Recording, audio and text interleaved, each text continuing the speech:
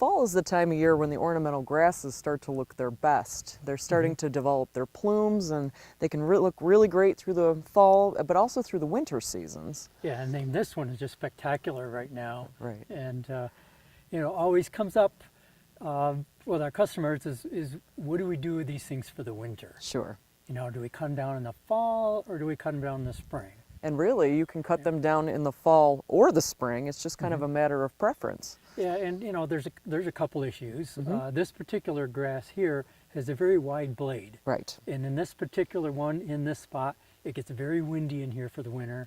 And if left alone, it basically fills up the ditch and fills up the yard with little blades of grass. Sure, because So- once they dry, they get kind of brittle and then they blow all about. And so we will cut this one in the fall. Right. But a lot of people like to leave them up for the winter because architecturally they're quite nice. Okay, and you know, I have found that the ones with a very narrow, skinny leaf, Sure. you don't have that mess. Right. And it's much nicer with those to leave them up for the winter. Right.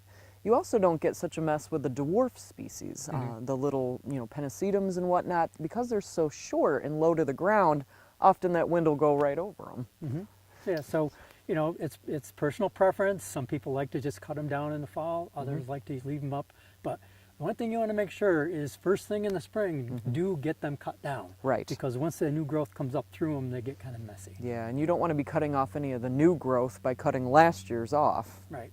And as far as dividing them, you know, a grass that's this big, you could get, you know, 3-4 plants out of this. Anyways, But spring is the best time. yeah, we like to see it in the spring because sometimes late in the fall, they might not come through quite as well. Right.